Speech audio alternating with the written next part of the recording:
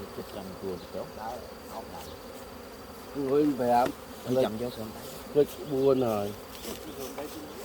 sớm đai hua nó nó làm sớm đai cái này luôn má cái và chợ xấu mới làm mưa bị thăm không tệ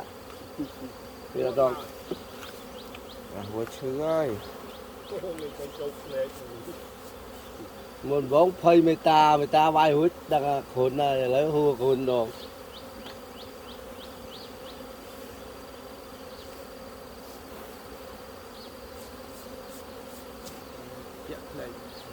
tiền tiền